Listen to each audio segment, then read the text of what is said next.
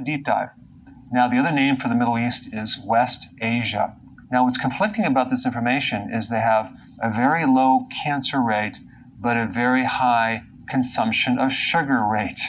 And I've done all the videos on this where sugar feeds cancer. So the question is, how are they actually getting lower rates of cancer despite consuming so much sugar? In fact, the Middle East consume more sugar than pretty much any other parts of the world. Now, yes, they have a lot of diabetes, and they have obesity, and they have other issues, but cancer is on the low side. Now, if we take the average of how many people get cancer in the entire world, it's 198 people out of every 100,000 people get cancer. Now, if we take a look at individual parts of the Middle East, we have Saudi Arabia. 96 people get cancer out of 100,000. Yemen, 97 people out of 100,000. Oman, 104. Qatar, 107. UAE, it's 107. And Kuwait is 116 people out of 100,000 people get cancer. So you can see, if you live in these countries, you have a much less risk of getting cancer. Let's compare this with Australia. 468 people out of 100,000 get cancer. They take number one. They get first place in getting cancer. Number two, Ireland is 374 people out of 100,000 people. Next one is Hungary, 368 people, okay, out of 100,000. And then United States, 352 people out of 100,000 people develop cancer. So what is so unique about the Middle East? Well, number one, fasting, Ramadan. Now, Ramadan is a religious fast that extends over the course of 1 month. Now, that 1 month is just 1 month out of the entire year. What blows my mind is they're fasting right after sunrise to sunset. So they're usually eating before that and eating after that. So Ramadan is considered a type of intermittent fasting only for 1 month and produces a tremendous decrease in rates of getting cancer. That's quite remarkable. So why does fasting help with preventing cancer? Well, it starves cancer. Do you realize there's between 10 and 50 times more insulin receptors in a cancer cell versus a normal cell? What does that mean? That means that cancer cells have a very avid or greedy hunger for glucose because they have more receptors to eat glucose. Okay, so this is how they diagnose cancer through a PET scan. A PET scan identifies areas in the body that have a very high metabolism of sugar. So cancer loves sugar, and when you're fasting, you're not consuming sugar. All right, number two, autophagy. Fasting stimulates autophagy, which is a condition that helps to recycle old damaged proteins. It helps to recycle old damaged things like damaged mitochondria. And if we look at what cancer really is, it's damage to your mitochondria. When the mitochondria is damaged, the mitochondria then adapts its metabolic system to a different way of dealing with energy. It ferments glucose. When you fast, you kick in this autophagy and you're recycling damaged mitochondria, which is going to decrease your risk for cancer. The third thing about fasting is that when you fast, you generate new immune cells. You strengthen your immune system.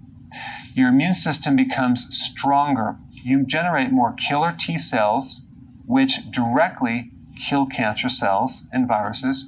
And you also stimulate more helper T cells, which indirectly help reduce cancer. All right, next point about fasting. It's one of the best things to get rid of inflammation. Cancer tends to spread, migrate into areas of inflammation. So fasting is one of the most potent anti-inflammatories. So it's going to reduce the risk of cancer being spread. Also, when you fast, you increase the antioxidant networks of the body. So these things that actually protect you against free radical damage, like in the mitochondria, are improved or enhanced when you fast. So that's going to decrease the risk of getting cancer right off the bat. Fasting is one of the oldest therapies. Even Hippocrates mentioned fasting quite extensively, and he had an interesting quote. But to eat when sick is to feed the illness. Okay, so when you're ill, you don't want to eat very frequently. And he was considered like the foundational father of medicine. Okay, fasting is number one. Number two would be the spices that people eat in the Middle East. Turmeric, okay, loaded with anti-cancer properties, and it's one of the best things to get rid of inflammation. Saffron has a certain phytonutrient that's very, very anti-cancer. Cardamom, anti-cancer properties. Nutmeg, caraway, cinnamon, and coriander all have anti-tumor and anti-cancer properties. Plus, on top of that, certain foods that have additional anti-cancer properties: black seeds, olive oil, dill, sesame seeds, and dates. Now, I don't recommend consuming dates if you're trying to lose weight or if you're doing a ketogenic diet, but there are certain phytonutrients in dates that have anti-cancer properties. All right, number three, low tobacco usage for women in the Middle East, okay? Not men, okay, that's probably increased, but women. And if you actually add up the women and the men, the reduced weight of women using tobacco is so low, it makes the whole average come way down. I mean, take a look at this. 20% of the population smokes, okay? That's 1 out of every 5 people. Yet, if we look at women in the Middle East, in Iraq, it's 3%, okay? Not 20%. Yemen, it's 9%, okay, compared to 20% worldwide. And then we have Kuwait, which is only 3%. Saudi Arabia, 2%. The UAE, 0.8% of the entire female population in the UAE smokes. That's a very, very insignificant compared to the worldwide average. And then we get Oman, 0.7%, okay, compared to 20%. Insignificant amount of women in that area of the world. Now, if we compare that to women in Chile, it's 40%. That's more than 2 times the world average. And in Serbia, it's 41%. So, smoking is definitely linked to cancer. You already know that. In fact, the risk of getting cancer if you smoke or chew tobacco is 22 times the risk compared to people that do not smoke or chew tobacco. 25% of all cancers out there are caused by either smoking or chewing tobacco. And the other thing you need to realize is there are 5,000 different chemicals in tobacco, okay, in cigarettes, okay, and 70 of them have a direct link to cancer. And just as a side note, vaping also is linked to cancer of the colon, of the lung, because of the nicotine and other chemicals. And number 4, alcohol is prohibited in most areas of the Middle East.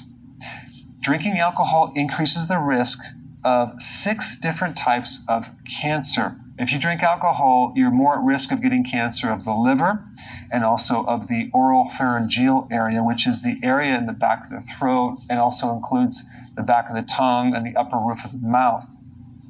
And it just so happens people in the Middle East have the lowest rate of getting cancer in this area of the body. The areas of the world that have the highest risk of getting this cancer are Western Europe, Northern Europe, and North America. All right, now the question is, they're doing all these spices, they're fasting, they're not smoking as much, and they're not drinking alcohol as much. Then why aren't these numbers even lower? Okay, well, it's probably because they consume more sugar than any other area of the world, as well as more high fructose corn syrup, and cancer loves sugar. It could also be linked to the obesity situation. Over 30% of the population is obese, and there's more risk of getting cancer if you're obese. Also, they have very, very low vitamin D levels. In fact, 80% of the population is low in vitamin D. And vitamin D is very, very important in protecting someone against cancer and reducing the risk. And it just so happens when you consume that much sugar, you're going to also deplete vitamin D. And vitamin D is essential in keeping your immune system very, very strong. And then the one last thing is called polymorphism. What is polymorphism? That is this condition where the genetics or the genes are altered in a way that there's kind of like a defect in the genes. And there's a higher ratio of people with this genetic defect in the vitamin D receptor, okay, for vitamin D. So if your receptor is defective and you can't absorb vitamin D as well, okay, for some reason, then you're going to be low in vitamin D, in which case, if you do live in the Middle East, what you should be doing is taking more vitamin D on a regular basis. All right, now that you know why the Middle East has low rates of getting cancer, the next question is, how can you potentially lower this even further? And I created a video just on the topic. Check this out right here.